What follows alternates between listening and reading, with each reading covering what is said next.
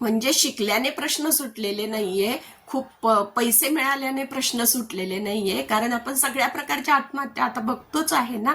म्हणजे शिकलेले पण करतायत, नाही शिकलेले पण करतायत, कमी शिकलेले पण करतायत, नंतर अति शिकलेले आपण म्हणूया की खूप जास्त शिकलेले आहेत पण तरी सुद्धा ते आत्महत्या करतायत.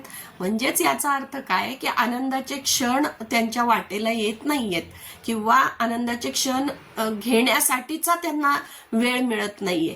आणि म्हणून तो वेळ कधीही तुम्हाला मिळणार नाही, तो काढावा लागणार आहे.